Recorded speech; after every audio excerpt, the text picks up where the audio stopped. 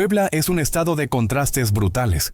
Una tierra donde la belleza arquitectónica del barroco colonial convive con una oscuridad rural que pocos se atreven a mencionar en las guías turísticas.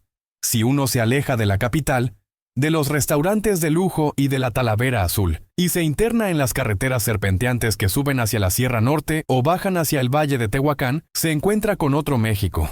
Un México profundo, antiguo, desconfiado y regido por códigos de honor que preceden a la Constitución misma. Aquí, entre la niebla que baja de los volcanes y cubre los maizales, existe una ley no escrita, pero sagrada. La familia no se toca. En estas comunidades cerradas, donde el tiempo parece haberse detenido y donde todos se conocen por nombre, apellido y apodo, el miedo no es una emoción pasajera, es un virus. Y en agosto de 2023, ese virus encontró el caldo de cultivo perfecto para mutar en una variante letal. No hay temor más primitivo, más visceral y más capaz de apagar la razón humana que el miedo al robachicos. La sola mención de esa palabra en la Sierra de Puebla es capaz de helar la sangre de las madres y de encender la pólvora en los hombres. Esta historia que vamos a narrar hoy, conocida tristemente como El linchamiento de San Miguel, es una radiografía del terror colectivo. No es una crónica de cárteles disputándose una plaza. No es una historia de narcotráfico a gran escala. Es la historia de cómo un rumor digital, alimentado por la psicosis y la incompetencia absoluta de las autoridades locales, encendió una hoguera que consumió 10 vidas humanas en una sola tarde de furia. Ocurrió en un pueblo que podría ser cualquiera. Un lugar habitado por gente trabajadora, campesinos que se levantan antes que el sol y mujeres devotas que llenan la iglesia cada domingo. Pero ese día, los rosarios se cambiaron por piedras de río, y las oraciones se transformaron en una sentencia de muerte que todavía resuena en las pesadillas de quienes fueron testigos. Para comprender cómo una multitud de padres de familia y abuelos se convierte en un escuadrón de la muerte, primero hay que respirar el aire viciado que cubría San Miguel en aquellos días. La atmósfera era irrespirable. En los grupos de WhatsApp de la comunidad, esa herramienta moderna que en la ciudad sirve para compartir memes, en el pueblo se había convertido en un canal de pánico. Circulaban cadenas de mensajes aterradoras, reenviadas cientos de veces sin verificación alguna. Audios de mujeres llorando desgarradoramente, advertencias sobre una banda de traficantes de órganos que operaba en la zona. Fotos borrosas de camionetas blancas sin placas merodeando las escuelas. «Cierren bien las puertas, vecinas», decían las voces distorsionadas por la compresión del audio. Dicen que les ofrecen dulces a los niños y se los llevan para sacarles el corazón. No dejen salir a nadie, la camioneta blanca ya fue vista en el pueblo de junto. La verdad o la mentira de estos mensajes importaba poco. Lo que importaba era que la semilla del terror ya estaba sembrada en tierra fértil. La gente miraba a cualquier forastero con una sospecha homicida. Un vendedor ambulante desconocido era un espía. Un encuestador del gobierno era un secuestrador en potencia. El pueblo era una olla de presión con la válvula soldada, esperando la más mínima chispa para estallar. Y la chispa llegó un martes, justo al mediodía, a la hora de la salida de la escuela primaria Benito Juárez. El sol estaba en su cenit, iluminando la plaza principal de San Miguel con una luz blanca y dura que no dejaba lugar para las sombras. 50 madres esperaban en el portón de la escuela, con las sombrillas abiertas para protegerse del calor, platicando en voz baja, siempre con un ojo en la calle, vigilando. Fue entonces cuando apareció. Una camioneta tipo van, color blanco, vieja y despintada, con los vidrios totalmente polarizados. No tenía logotipos de ninguna empresa, ni de panadería, ni de paquetería. No tenía placas visibles, solo un permiso provisional de papel pegado con cinta canela en el parabrisas trasero. El vehículo avanzó lentamente por la calle empedrada, frenando en cada esquina, como si estuviera buscando algo, o a alguien. El motor sonaba ronco, mal afinado, tosiendo humo negro. El silencio se hizo en el grupo de madres. Las conversaciones se detuvieron en seco. 50 pares de ojos se clavaron en el vehículo intruso con una intensidad depredadora.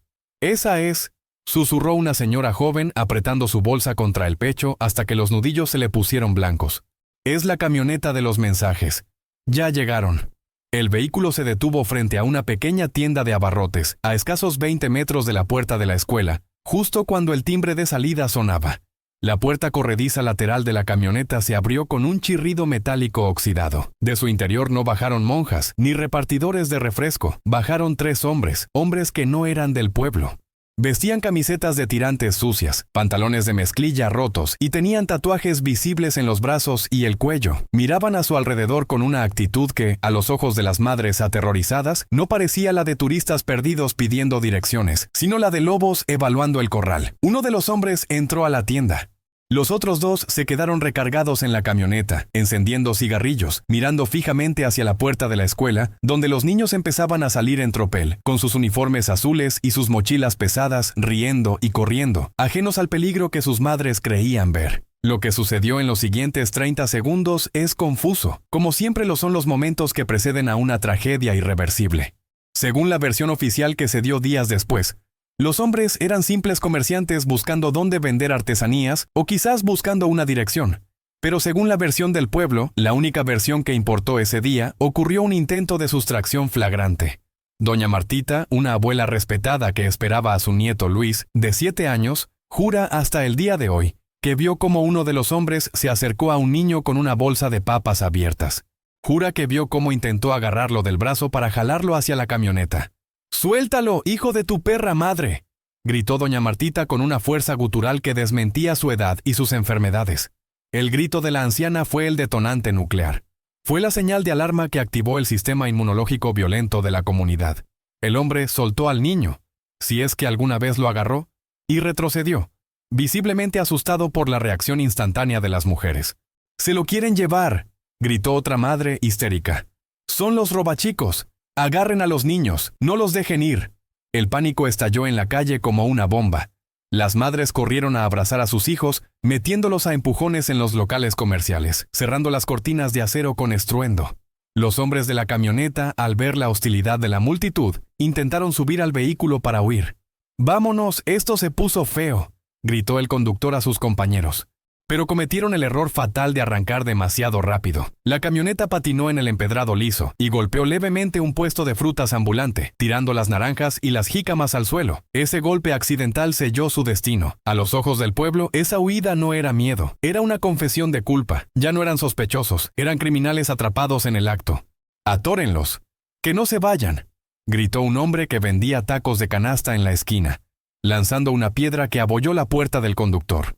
La camioneta blanca intentó dar vuelta en U en la esquina de la iglesia, pero se topó de frente con una patrulla de la policía municipal que llegaba alertada por los gritos y el caos. Los policías, 4 oficiales locales mal pagados, mal entrenados y superados por la situación, bloquearon el paso con su unidad. Los ocupantes de la camioneta bajaron, levantando las manos, intentando explicar.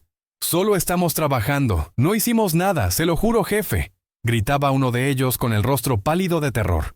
Pero la multitud ya los rodeaba. Eran 20 personas al principio, luego 50. En cuestión de minutos serían cientos. «Revísenles la camioneta», exigía la turba enfurecida. «Seguro traen niños dormidos atrás. Abran la camioneta o la abrimos nosotros». La policía, intentando seguir el protocolo y sobre todo intentando evitar un linchamiento en plena vía pública, esposó a los hombres rápidamente y los metió en la parte trasera de la patrulla. No lo hicieron para arrestarlos formalmente, sino para protegerlos, para sacarlos de la zona de peligro. «Nos los llevamos a la comandancia», gritó el oficial al mando por el megáfono de la patrulla. «Ahí se va a investigar, despejen el área». Pero el pueblo de San Miguel no quería una investigación. El pueblo quería sangre. Ver a la policía llevarse a los monstruos que habían intentado tocar a sus hijos no les dio tranquilidad, les dio una rabia infinita.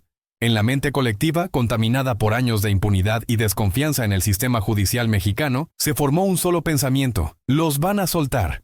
Van a llegar a la comandancia, van a dar dinero y se van a ir libres a robar a otro pueblo. La policía los está protegiendo. La patrulla arrancó hacia la comandancia, ubicada a solo 2 calles de la plaza, seguida por una marea humana que crecía a cada paso, alimentándose de los curiosos que salían de cada puerta. Fue entonces cuando el sonido del pueblo cambió para siempre. Alguien, nadie sabe quién, tal vez el sacristán o tal vez un vecino con acceso a las llaves, subió al campanario de la iglesia colonial, y las campanas empezaron a sonar. Tan, tan, tan, tan, tan, tan, tan, tan. No era el toque melodioso y pausado que llama a misa de 12. Era el toque de arrebato, un repique frenético, desordenado, violento. El sonido metálico viajó por el aire caliente, subió por los cerros, entró en las casas, en los talleres mecánicos y en las milpas. Era un código antiguo que todos entendían sin necesidad de explicación. El enemigo está aquí. Peligro inminente. Todos a la plaza.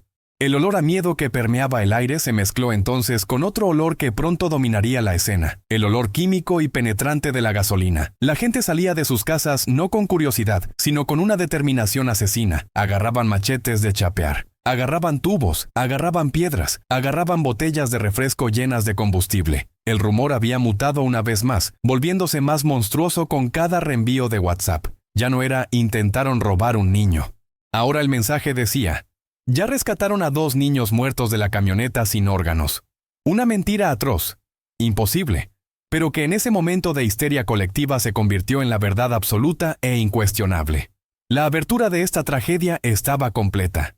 Los 10 forasteros, porque resultaron ser 10 en total, repartidos en 2 vehículos que se encontraron fatalmente en el mismo lugar, estaban ahora encerrados en una celda de la comandancia municipal, creyendo ingenuamente que estaban a salvo bajo la custodia del Estado. No sabían que las paredes de la comandancia eran de papel contra la furia de un pueblo convencido de estar haciendo la obra de Dios. No sabían que el sonido de las campanas no era para pedir auxilio al cielo, sino para convocar a sus verdugos en la tierra. Para comprender la magnitud de la tragedia que estaba a punto de desatarse en San Miguel, es indispensable entender primero la geografía del lugar. Porque en México, la geografía es destino. San Miguel no es un pueblo de paso, no es un lugar al que uno llega por accidente mientras va a la playa. Es un enclave incrustado en la parte alta de la sierra, rodeado por barrancos profundos y bosques de niebla, donde los pinos y los encinos crecen torcidos, luchando contra el viento constante. Para llegar ahí, hay que subir durante 2 horas por una carretera que es más bache que asfalto. Una cinta gris llena de curvas cerradas que marea hasta al conductor más experimentado. Este aislamiento físico ha creado a lo largo de los siglos un aislamiento psicológico impenetrable. La gente de San Miguel vive, literalmente, con la cabeza en las nubes, separada del resto del país no solo por la distancia, sino por el tiempo. Aquí, la señal de celular es un milagro intermitente, y la presencia del Estado es una ficción administrativa.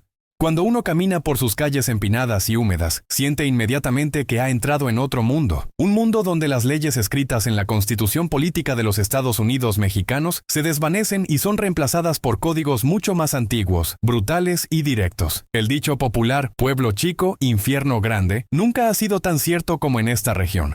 San Miguel es una comunidad de apenas 3,000 habitantes en el casco urbano, aunque su influencia se extiende a decenas de rancherías dispersas en los cerros. Es un lugar donde la privacidad no existe. Todos saben quién es hijo de quién le debe dinero a quién, y qué mujer salió de su casa a deshoras. Esta hipervigilancia social funciona como un mecanismo de control, pero también como un amplificador de la histeria.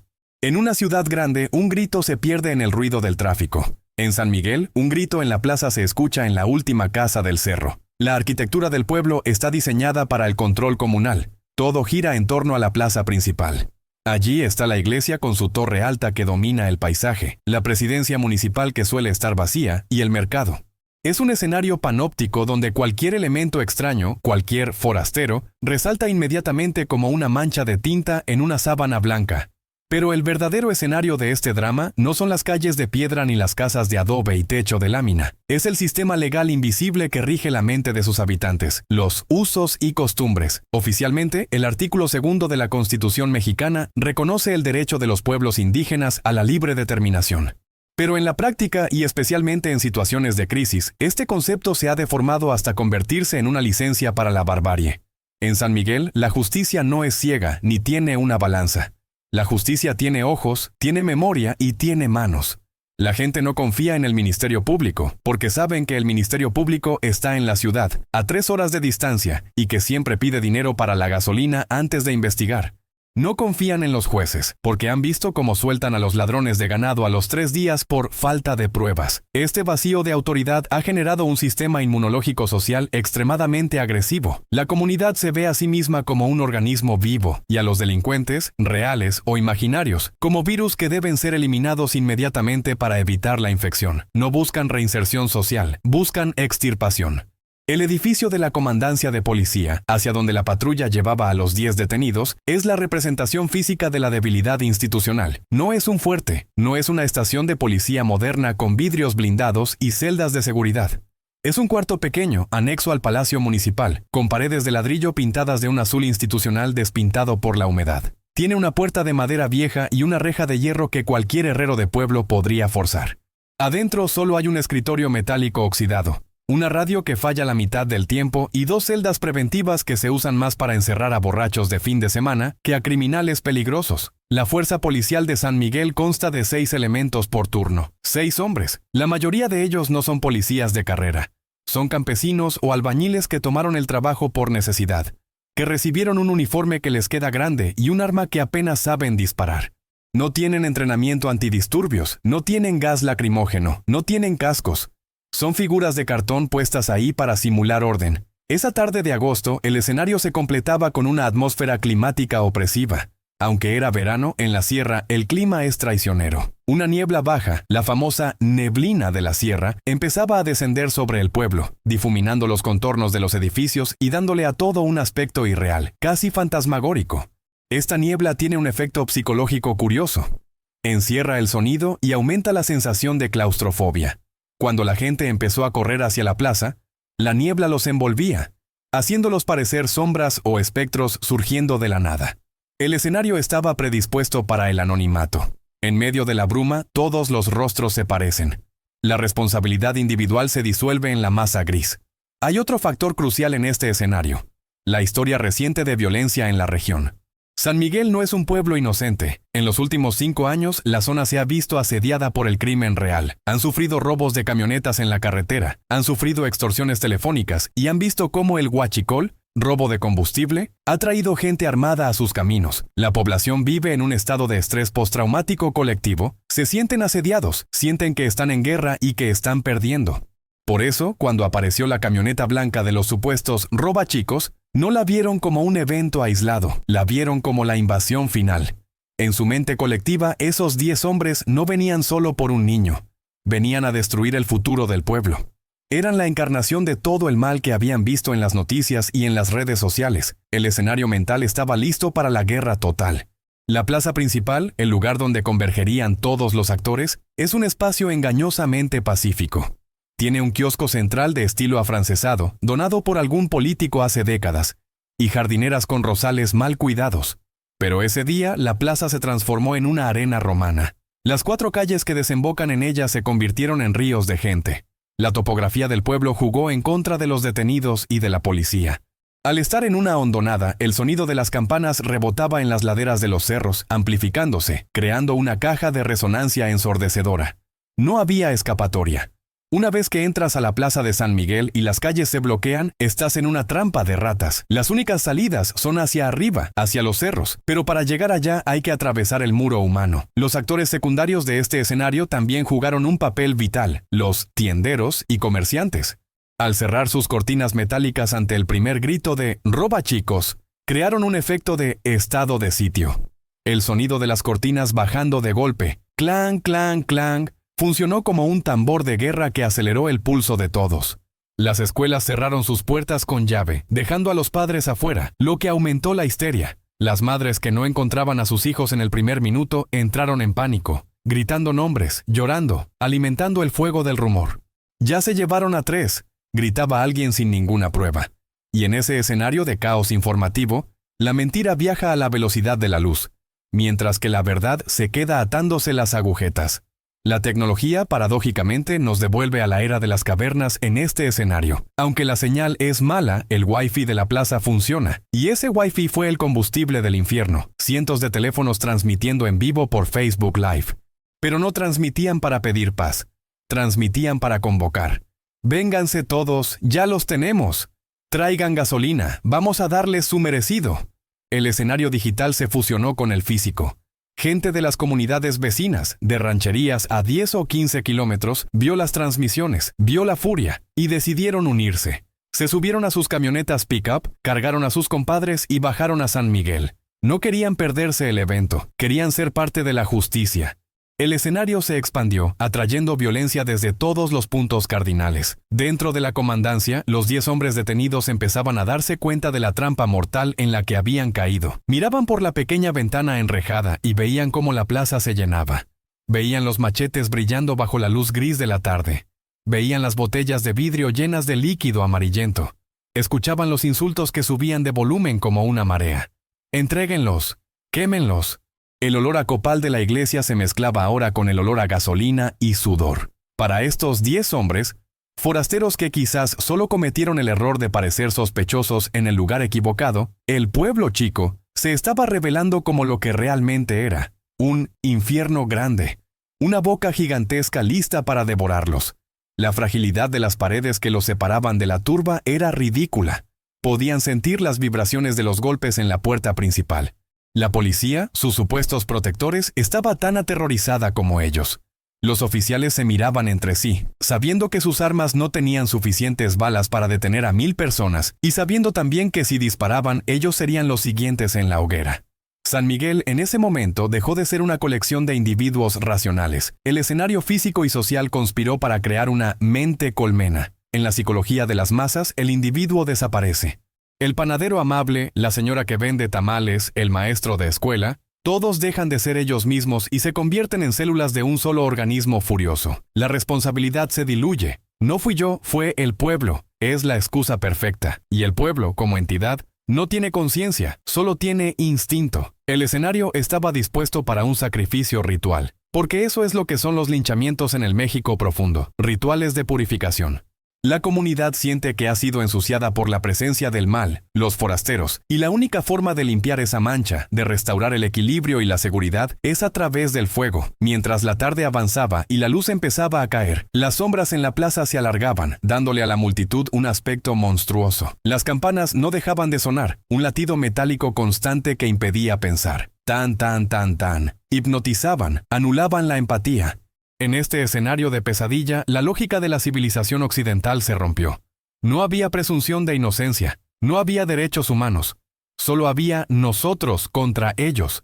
Y ellos estaban en la jaula, y nosotros teníamos la llave y el fuego. El escenario geográfico de aislamiento aseguró que ninguna fuerza externa, ni la Guardia Nacional, ni la Policía Estatal, llegara a tiempo. Las carreteras llenas de curvas y baches jugaron a favor de la muerte. San Miguel estaba solo en el universo, desconectado de la realidad, flotando en una burbuja de tiempo donde la única ley válida era la del Viejo Testamento. El infierno no estaba bajo tierra, estaba ahí, en la plaza, pavimentado con buenas intenciones de padres que creían defender a sus hijos, pero que estaban a punto de convertirse en asesinos. Cuando la patrulla municipal, una camioneta pick-up con los amortiguadores vencidos y la torreta parpadeando débilmente, logró abrirse paso a empujones entre la multitud para llegar a la puerta de la comandancia. El destino de los 10 hombres ya estaba sellado, aunque ellos todavía se aferraban a la esperanza ingenua de que las rejas los protegerían. El traslado desde la tienda de abarrotes hasta el edificio municipal, una distancia de apenas 300 metros, se sintió como un viacrucis. La gente golpeaba los costados de la patrulla con las manos abiertas, escupía en los vidrios y lanzaba piedras que rebotaban en la carrocería con un sonido metálico, clank, clank, que presagiaba la violencia mayor. Al bajar a los detenidos, los 4 policías tuvieron que formar un escudo humano precario, recibiendo patadas y jalones para meterlos a empellones dentro del edificio. Una vez que la pesada puerta de madera y hierro se cerró detrás de ellos y el cerrojo corrió, se hizo un silencio momentáneo adentro, un silencio que contrastaba brutalmente con el rugido del océano humano que crecía afuera. La comandancia de San Miguel no estaba diseñada para resistir un asedio. Era un edificio administrativo, no una fortaleza. Las paredes eran de ladrillo y yeso, pintadas de un azul institucional que se descascaraba por la humedad de la sierra. Había un escritorio de recepción, un par de sillas de plástico, una radio de onda corta que crepitaba estática, y al fondo, separadas por una reja de barrotes oxidados, las 2 celdas preventivas. Allí metieron a los 10 hombres. Estaban hacinados, sudorosos, con la ropa desgarrada por los jaloneos de la multitud. Algunos sangraban por la nariz o las cejas. El miedo en sus ojos era absoluto. No era el miedo a la cárcel, era el miedo atávico a ser devorado. Uno de ellos, el más joven que no pasaba de los 25 años, lloraba en silencio, temblando incontrolablemente, mientras otro intentaba usar su celular con manos torpes para llamar a su familia, solo para descubrir que la red estaba saturada o bloqueada por la masa de gente afuera. «No hay señal», susurró, dejando caer el teléfono al suelo sucio de la celda. «Estamos solos». Afuera, la plaza se había convertido en un escenario de guerra medieval. La psicosis colectiva había alcanzado su punto de ebullición. El rumor inicial de «se quisieron robar a un niño» había mutado, como un virus en un cuerpo enfermo, en algo mucho más grotesco y macabro. Ahora, entre los gritos y las transmisiones de Facebook Live, se escuchaban historias fabricadas al instante que se aceptaban como verdades bíblicas. «Dicen que traían hieleras en la camioneta para llevarse los órganos», gritaba una mujer con el rostro descompuesto por la histeria. «Dicen que ya se habían llevado a 2 niños de la comunidad vecina de San Pedro y que nunca aparecieron». Estas mentiras, alimentadas por el miedo ancestral y la desconfianza histórica hacia los forasteros, actuaron como gasolina sobre el fuego. La gente ya no pedía justicia, pedía venganza. Y la venganza en la sierra no se delega, se ejecuta. El asedio comenzó de manera orgánica. No hubo un general que diera la orden. Fue la masa la que, sintiendo la debilidad de la estructura policial, empezó a tantear las defensas. Primero fueron insultos, luego piedras pequeñas, finalmente adoquines arrancados del piso de la plaza empezaron a llover contra la fachada de la comandancia. Los vidrios de las ventanas altas estallaron, cubriendo el piso interior de fragmentos brillantes. Adentro, el comandante de turno, un hombre llamado Oficial Ramírez, sudaba frío.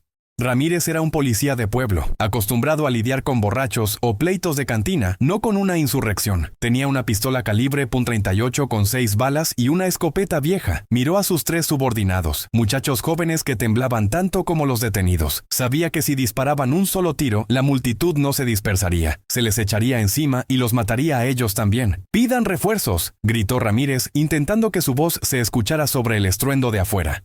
«¡Llamen a la estatal! Llamen a la Guardia Nacional. Díganles que nos van a linchar». Uno de los oficiales intentó comunicarse por la radio. «Central, aquí San Miguel. Tenemos un 1050, disturbio mayor. La gente está agresiva. Necesitamos apoyo urgente». La respuesta de la radio fue una mezcla de estática y una voz lejana, burocrática y desconectada de la realidad. «Enterado San Miguel. Las unidades están en camino. Tiempo estimado de arribo. 2 horas. Mantengan la calma y contengan a la población». «¡2 horas!», gritó Ramírez golpeando el escritorio. «En 2 horas no va a quedar ni las cenizas de este lugar». La falla institucional se hizo patente en ese momento. San Miguel estaba aislado. La geografía, esas curvas interminables y barrancos profundos que protegían al pueblo, ahora eran su condena. Ningún convoy policial llegaría a tiempo. El Estado mexicano, con todo su poder y sus leyes, no existía en esa plaza. Solo existía la ley de la Fuente Ovejuna. Para intentar calmar los ánimos, el regidor de gobernación, un funcionario local que creía tener autoridad moral sobre sus vecinos, decidió salir al balcón del Palacio Municipal, ubicado justo encima de la comandancia. Tomó un megáfono. Su intención era buena: dialogar, explicar que los detenidos serían procesados conforme a derecho, pero cometió el error fatal de no leer la temperatura del ambiente. «Vecinos, calma, por favor», gritó el regidor, su voz sonando metálica y débil ante el rugido de 2000 gargantas.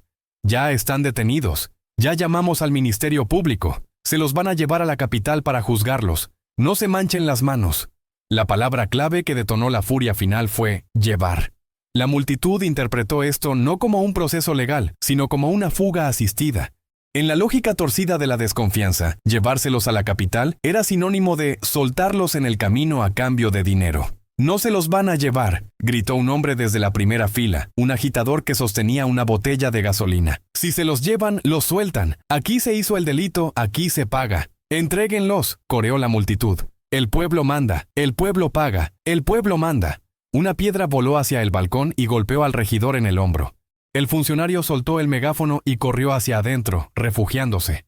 La autoridad civil había colapsado. La negociación había fracasado antes de empezar. Ya no había interlocutores válidos. Dentro de la celda, los 10 hombres escuchaban los cánticos de muerte. Empezaron a comprender que no saldrían vivos. La desesperación se transformó en pánico animal. «Jefe, por favor, no hicimos nada», le gritaba uno de los detenidos al comandante Ramírez a través de los barrotes. «Somos encuestadores. Mire mis credenciales. Tengo hijos. No deje que nos maten». Ramírez los miró con una mezcla de lástima y terror. Sabía que eran probablemente inocentes, o al menos que no merecían morir quemados. Pero también sabía que él no tenía el poder para salvarlos. Se acercó a la celda. «Recen», les dijo con voz apagada. «Recen lo que sepan, porque allá afuera no escuchan razones». El asedio entró en su fase crítica. Los voceadores del pueblo, hombres que normalmente anuncian la venta de gas o pan, habían sacado sus propios sistemas de sonido y los habían montado en camionetas alrededor de la plaza. Ahora esos altavoces amplificaban el odio. «Atención, pueblo de San Miguel. La policía quiere proteger a los secuestradores. Dicen que son inocentes, pero nosotros vimos la camioneta. No dejemos que se burlen de nosotros». La gente comenzó a golpear la puerta principal de la comandancia con un tronco que usaban como ariete improvisado. ¡Bum! ¡Bum! ¡Bum! Cada golpe hacía temblar el edificio. El polvo caía del techo. Los policías adentro retrocedieron, desenfundando sus armas, pero sin apuntar. Sus manos temblaban tanto que si hubieran disparado, habrían dado al techo. «Si entran, nos replegamos al techo», ordenó Ramírez. «No disparen a la gente. Si matamos a uno, nos matan a todos». La comandancia asediada se había convertido en una trampa mortal. El olor a gasolina comenzó a filtrarse por debajo de la puerta y por las ventanas rotas. Alguien había rociado combustible en la entrada. «Los vamos a sacar como ratas», gritaban desde afuera. Fue en ese momento de caos absoluto cuando ocurrió un incidente dentro del incidente. Un detalle que a menudo se pierde en las crónicas pero que fue decisivo. Uno de los detenidos, un hombre mayor, canoso, sufrió un infarto ahí mismo en la celda, producto del terror. Cayó al suelo, agarrándose el pecho, boqueando. «¡Ayuda! ¡Se está muriendo!», gritaron sus compañeros de celda. Los policías no abrieron la reja. No podían.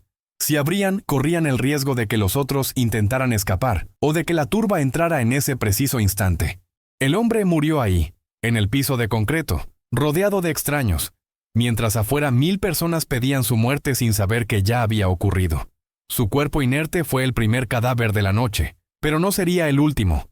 El sistema de justicia había fallado en todos los niveles posibles. Falló la prevención, falló la comunicación, falló la reacción y falló la autoridad moral. Lo que quedaba era el vacío, y el vacío en la naturaleza humana se llena con violencia.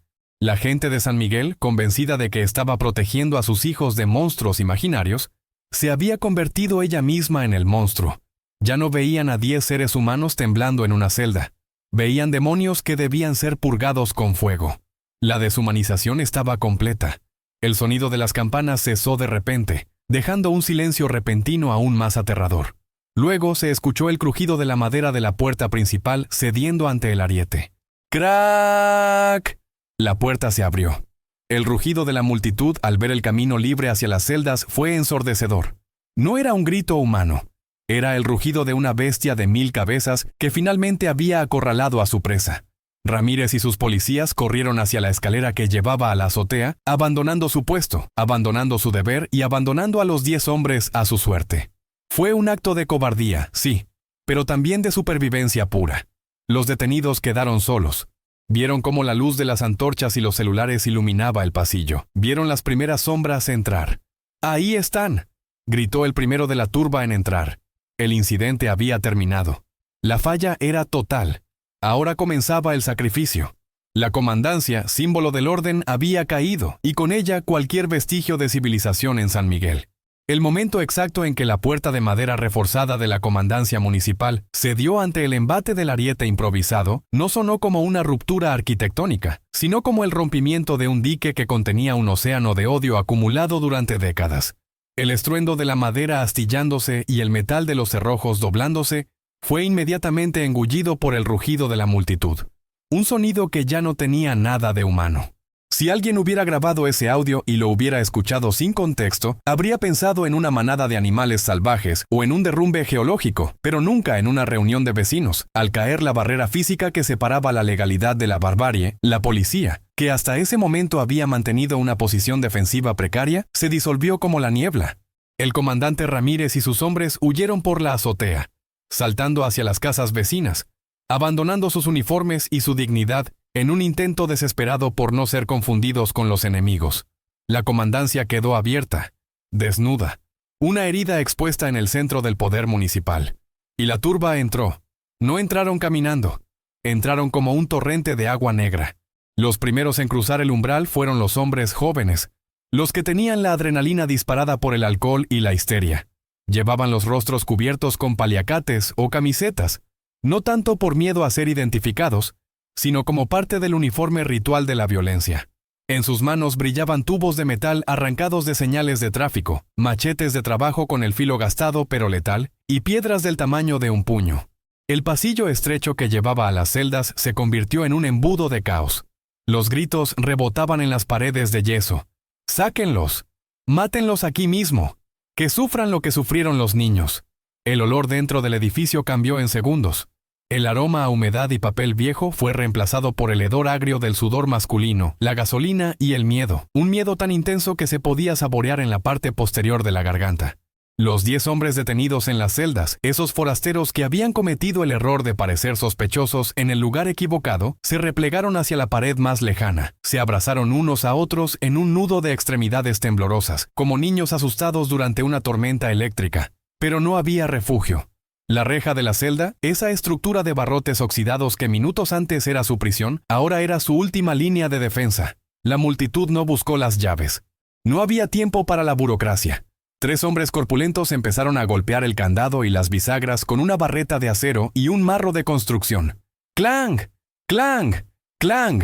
Cada golpe era una sentencia. Las chispas saltaban, iluminando brevemente los rostros desencajados de los verdugos y las lágrimas de las víctimas. Cuando la reja finalmente cedió, abriéndose con un chirrido de metal torturado, no hubo diálogo, no hubo preguntas. La masa se abalanzó sobre los 10 hombres con una ferocidad que desafía toda descripción lógica. La extracción fue brutal. No los sacaron caminando, los sacaron a golpes. Decenas de manos agarraron ropa, cabello y extremidades. Los arrastraron por el pasillo de concreto rugoso como si fueran costales de basura. Los forasteros gritaban, suplicaban, invocaban a Dios y a sus madres, pero sus voces eran inaudibles bajo el estruendo de los insultos. «¡Cállate, perro!», le gritó un hombre a uno de los detenidos mientras le estrellaba una botella de vidrio en la cabeza.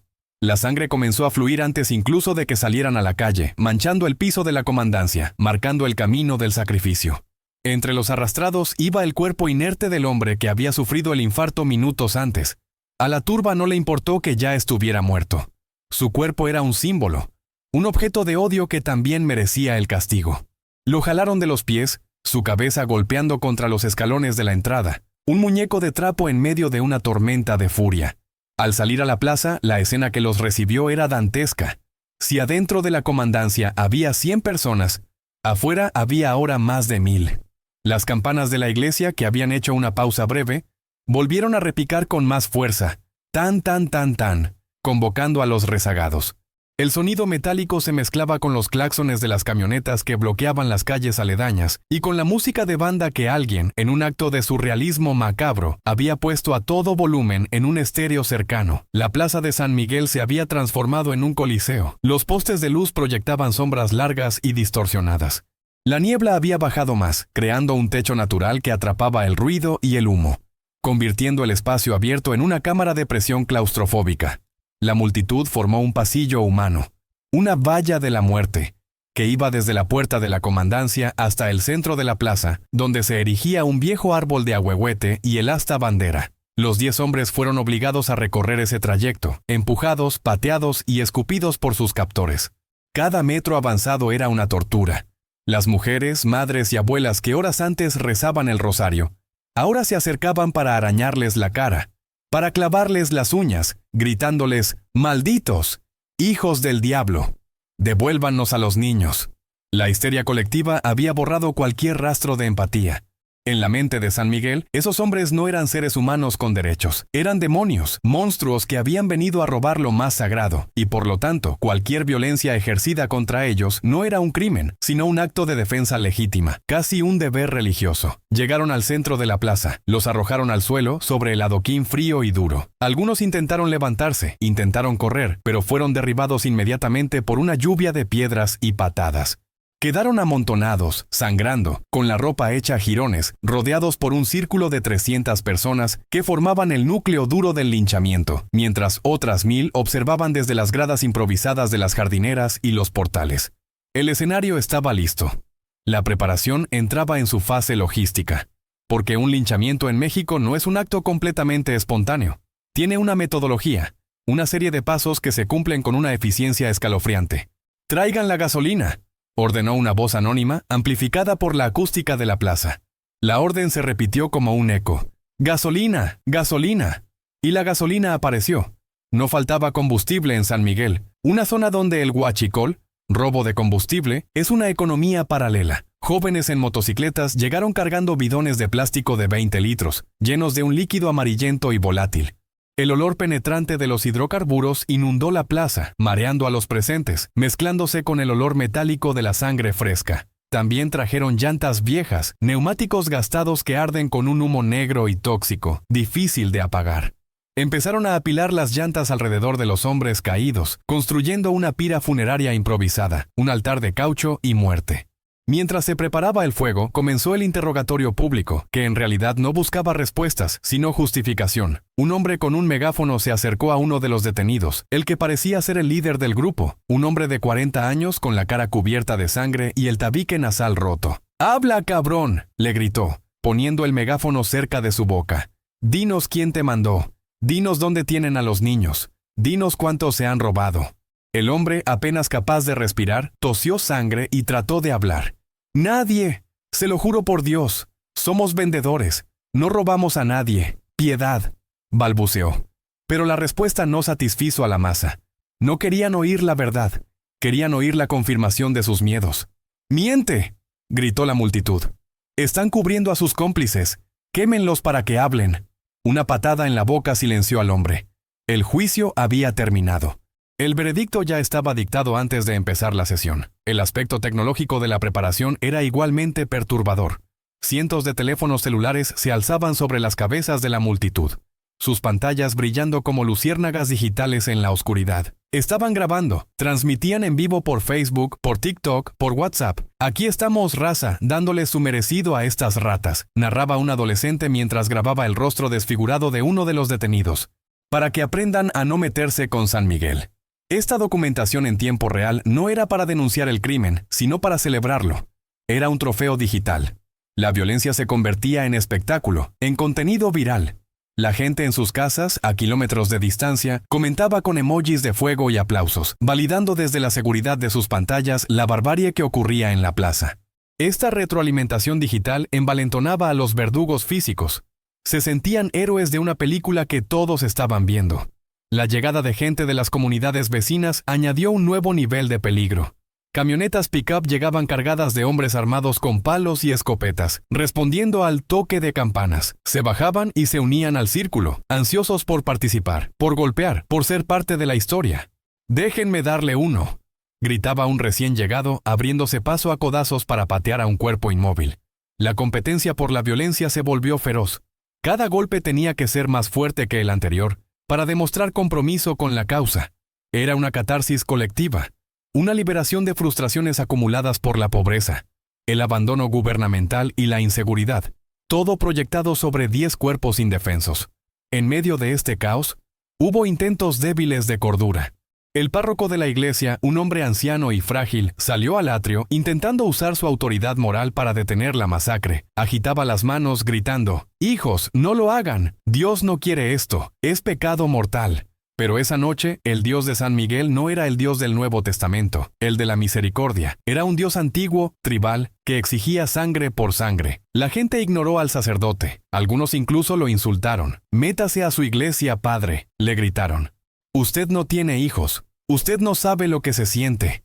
El cura, viendo que su rebaño se había convertido en una manada de lobos, se retiró llorando, cerrando las puertas del templo como si quisiera evitar que los santos vieran lo que iba a suceder. La preparación física estaba casi completa. Los 10 hombres, 9 vivos y 1 muerto, yacían en el centro de un círculo de llantas y leña. Estaban empapados en gasolina. El líquido les ardía en las heridas abiertas, haciéndolos gemir de dolor.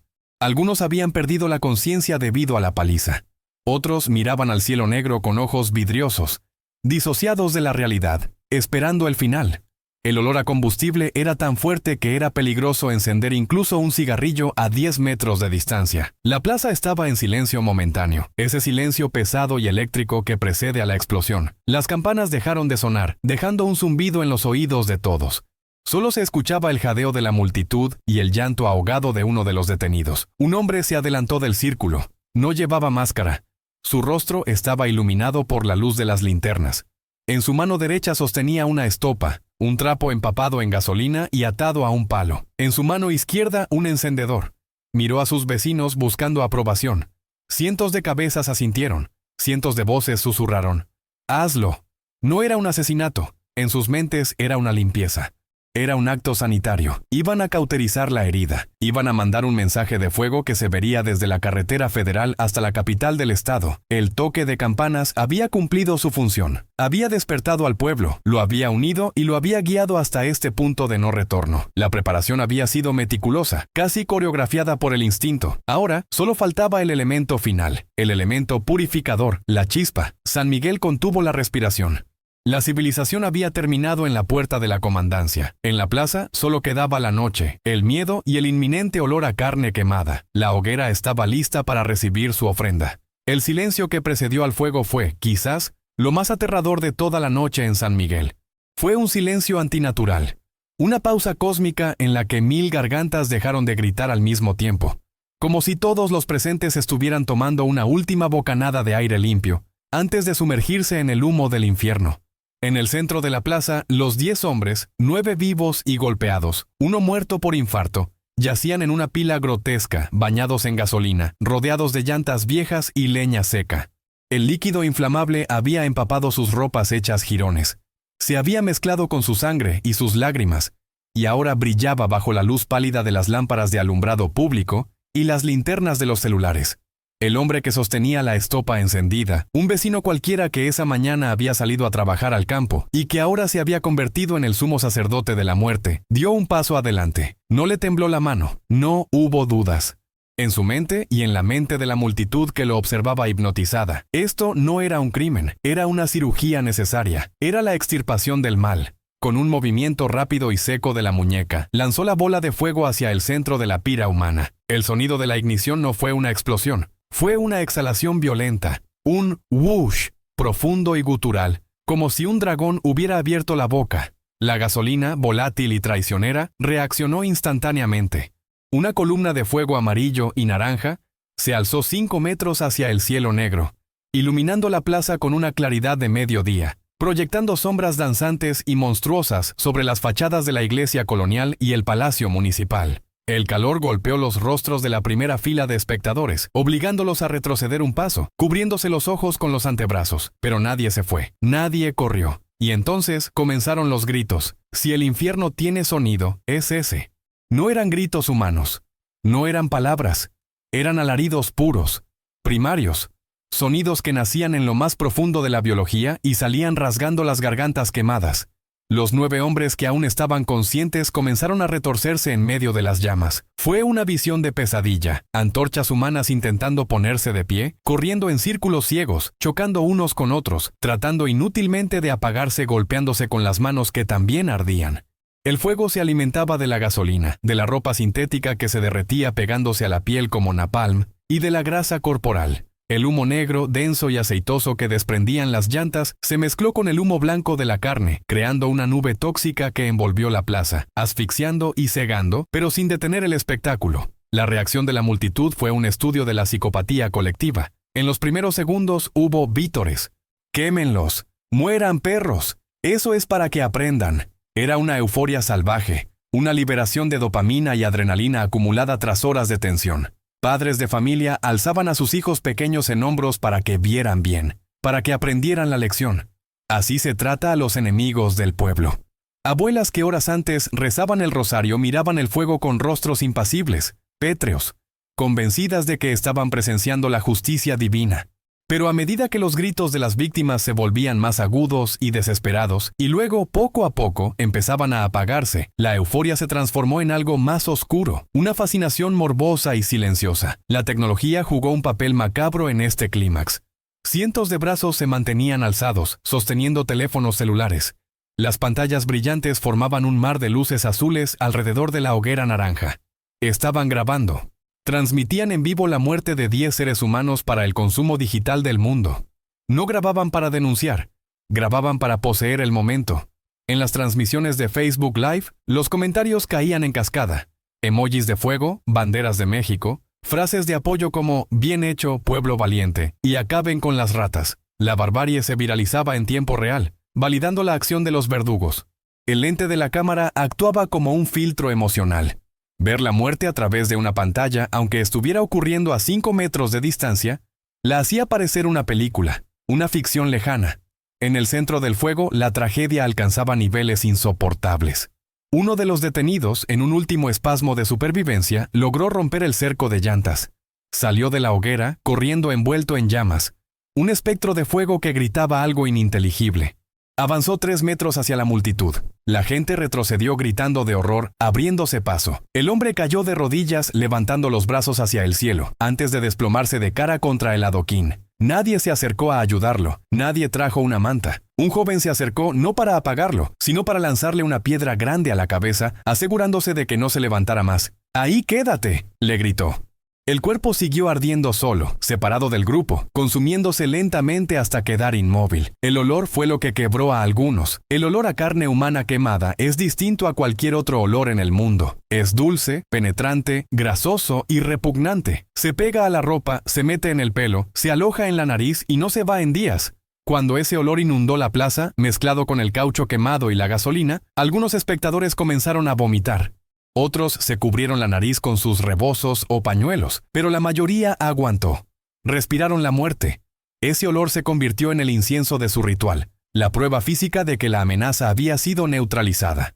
Mientras tanto, en la azotea del Palacio Municipal, el comandante Ramírez y sus policías observaban la escena, agazapados detrás de un tinaco de agua. Lloraban. No lloraban por los muertos, lloraban de miedo y de impotencia. Sabían que su carrera había terminado, que su autoridad se había evaporado con el primer cerillazo. Veían cómo el pueblo usurpaba el monopolio de la violencia legítima y lo convertía en una carnicería. Ramírez intentó llamar de nuevo a la base estatal. «¡Ya los quemaron! ¡Están muertos! ¡Manden al forense!», gritó por la radio. Pero la respuesta fue estática. El Estado había decidido no intervenir. Había decidido dejar que el fuego se consumiera solo, evitando una confrontación mayor que pudiera dejar policías muertos. Fue una decisión política fría. Sacrificar a 10 sospechosos para evitar una masacre de civiles a manos de las fuerzas del orden. El fuego ardió con intensidad máxima durante 20 minutos. 20 minutos eternos en los que los cuerpos se redujeron, se contrajeron y se carbonizaron. Los movimientos cesaron. Los gritos se convirtieron en un crepitar constante. Crack, crack, crack. El sonido de los huesos y la madera rompiéndose por el calor.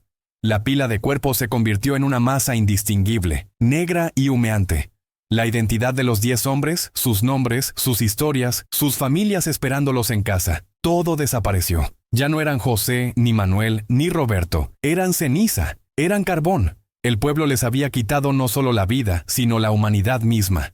Cuando las llamas empezaron a bajar, dejando paso a brasas rojas y brillantes, la atmósfera en la plaza cambió. La adrenalina comenzó a disiparse, dejando tras de sí una resaca emocional pesada. El trance colectivo empezó a romperse. La gente se miró entre sí. Vieron las caras de sus vecinos iluminadas por el resplandor moribundo del fuego. Vieron el miedo y la locura reflejados en los ojos de los demás. Y empezaron a comprender, lentamente, la enormidad de lo que acababan de hacer. No habían matado a un dragón. Habían matado a hombres. Y ahora, esos cuerpos humeantes en medio de su plaza eran una acusación silenciosa. Pero el arrepentimiento, si es que lo hubo, fue rápidamente sofocado por el instinto de autoconservación. En ese momento, mientras el humo negro subía hacia las estrellas invisibles por la niebla, nació el pacto. No se firmó ningún papel. No se dijeron palabras solemnes. Fue una mirada colectiva. Un entendimiento tácito. Fuimos todos. Nadie vio nada. El pueblo se unió. Un hombre mayor, quizás un líder ejidal, se acercó a la hoguera con un palo largo. Empujó una de las llantas que se había salido del lugar de regreso al fuego, avivando las llamas sobre los restos. Fue un gesto simbólico de clausura. «Que no quede nada», parecía decir. La plaza, que minutos antes era un caldero de ruido, comenzó a vaciarse poco a poco. Las familias se retiraban a sus casas en silencio. Las madres jalaban a los niños, tapándoles los ojos ahora que el espectáculo había terminado, como si pudieran borrar de sus memorias la visión de hombres ardiendo. Las cortinas de los negocios permanecían cerradas. El viento de la sierra sopló, dispersando el humo, llevando el olor de la tragedia hacia los barrancos, hacia los pueblos vecinos, anunciando que en San Miguel la justicia se había servido caliente. Quedaron en la plaza solo unos cuantos hombres, los guardianes de la hoguera, vigilando que el fuego terminara su trabajo. Bebían cerveza en silencio, mirando las brasas. No celebraban. Estaban sombríos, vigilantes. Sabían que mañana vendría la prensa, vendría el gobierno, vendrían las preguntas, pero esa noche eran los dueños de la vida y la muerte. El clímax había terminado, pero el horror persistía. Lo que yacía en el centro de la plaza ya no eran cuerpos. Era una cicatriz geográfica y moral que marcaría al pueblo para siempre. Habían cruzado una línea de la que no se regresa. Habían probado la sangre y el fuego, y habían descubierto que, bajo la capa de civilización y religión, seguían siendo una tribu asustada capaz de las peores atrocidades para proteger lo suyo. En la distancia, las luces azules y rojas de un convoy de la Guardia Nacional empezaron a verse bajando por la carretera de la sierra. Llegaban 2 horas tarde. Llegaban a un cementerio. Su llegada solo sirvió para iluminar las cenizas y confirmar la inutilidad de la ley escrita frente a la ley del fuego. El pueblo de San Miguel se fue a dormir, pero esa noche nadie descansó.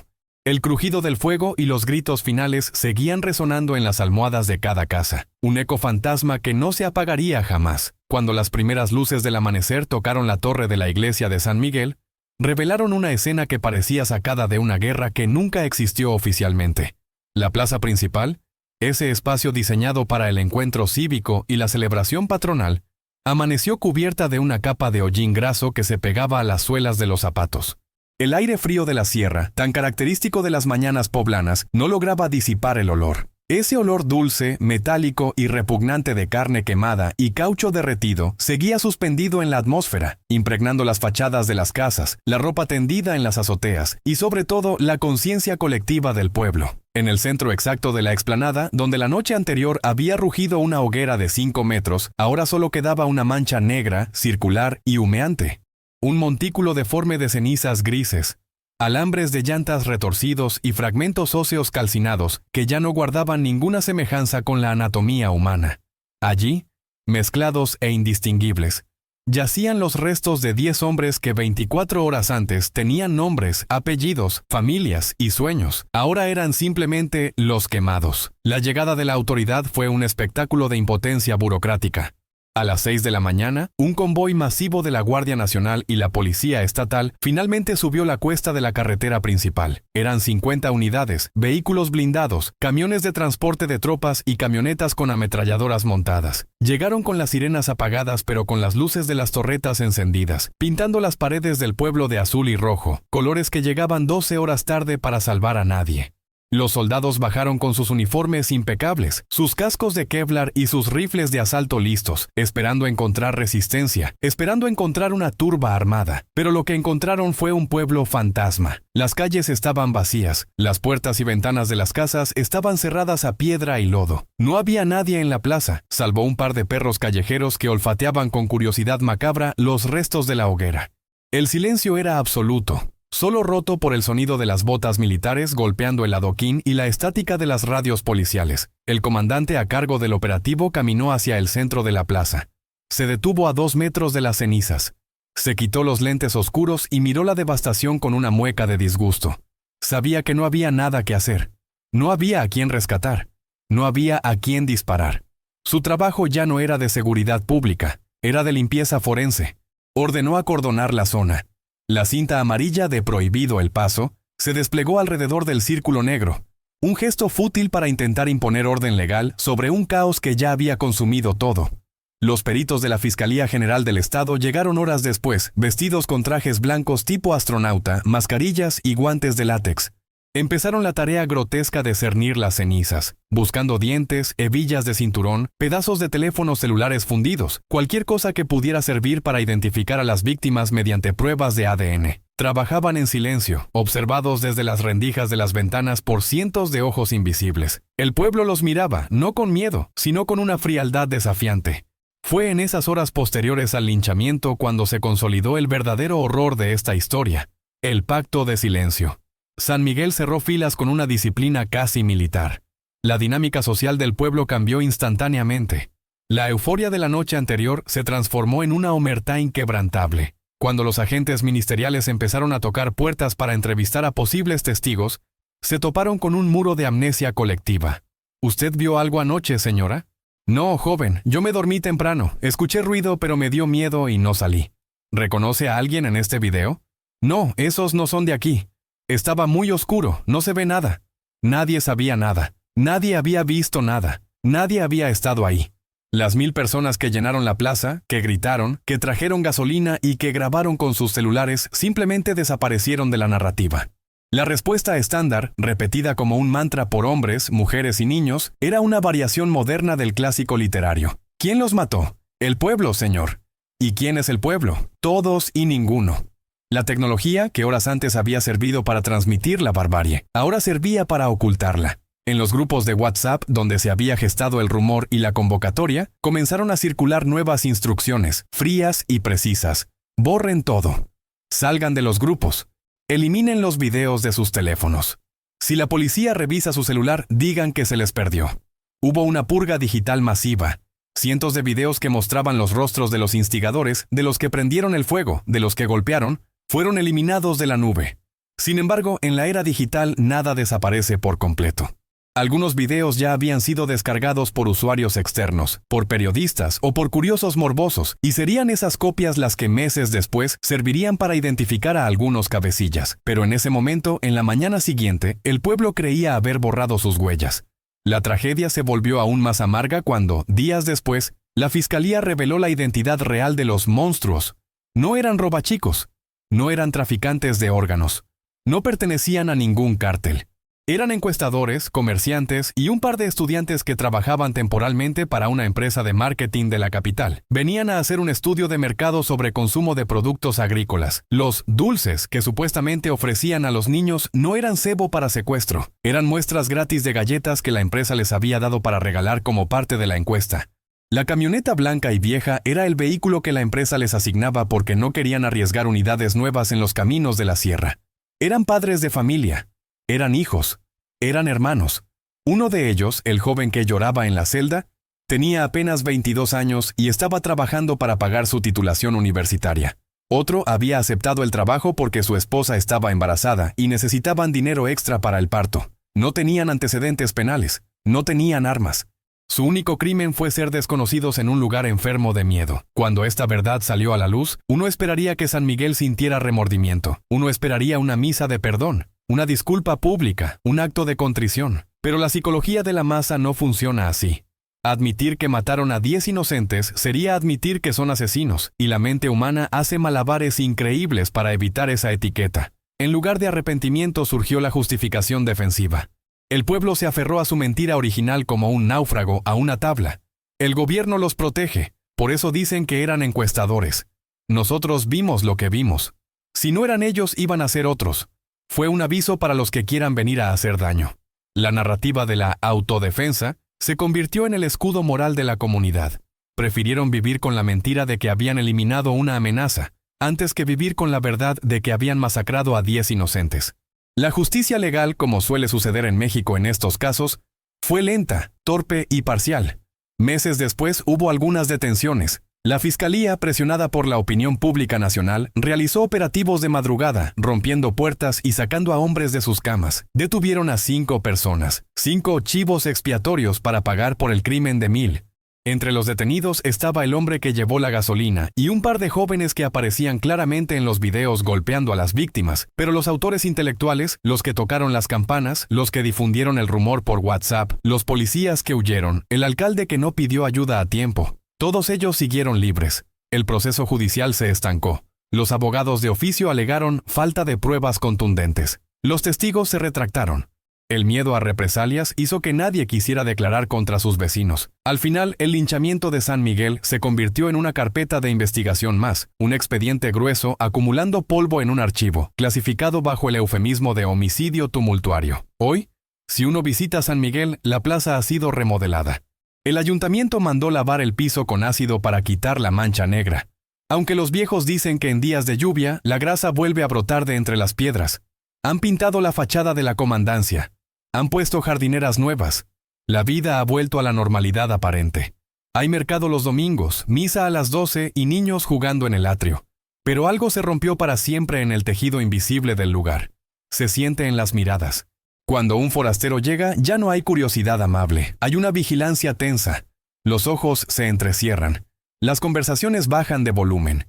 El fantasma de los 10 hombres sigue ahí, parado en el centro de la plaza, recordándoles quiénes son realmente cuando se apaga la luz de la razón. El linchamiento de Puebla no es un caso aislado. Es un síntoma de una enfermedad nacional. Es lo que sucede cuando el Estado abdica de su responsabilidad de brindar seguridad y justicia. El vacío de autoridad se llena con miedo, y el miedo, cuando se comparte, se convierte en odio. La gente de San Miguel no nació siendo asesina, fueron moldeados por el abandono, por la impunidad y por la manipulación digital, pero eso no los exime. Al final del día, fueron manos humanas las que encendieron el fuego. Las cenizas se las llevó el viento, pero la culpa se quedó, y esa culpa se manifiesta en el silencio sepulcral que cae sobre el pueblo cada vez que alguien menciona la fecha. Es un silencio que grita. Esta historia nos deja una lección brutal sobre la fragilidad de nuestra civilización. Nos muestra lo rápido que podemos descender a la barbarie cuando nos dejamos guiar por rumores y prejuicios. Nos enseña que el pueblo bueno y sabio es un mito. El pueblo sin ley es una bestia asustada y cruel. Los 10 hombres de la camioneta blanca murieron sin saber por qué. Murieron gritando su inocencia ante oídos sordos. Su memoria exige que no miremos hacia otro lado. Exige que entendamos que la justicia por propia mano no es justicia, es venganza, y la venganza siempre, invariablemente, se equivoca de víctima. Gracias por acompañarnos hasta el final de este relato oscuro y necesario. Sé que es difícil de escuchar, pero olvidar es permitir que se repita. Si esta historia te ha impactado, si te ha hecho reflexionar sobre el poder de las redes sociales y el peligro de la desinformación, te pido que te suscribas al canal y compartas este video. No lo hagas por morbo, hazlo para que la verdad llegue más lejos que el rumor. Hazlo para romper el pacto de silencio. Nos vemos en el próximo video, donde seguiremos explorando las historias que México intenta esconder bajo la alfombra. Cuídense mucho, verifiquen lo que comparten y recuerden, el fuego purifica, pero también destruye lo que nos hace humanos. Hasta la próxima.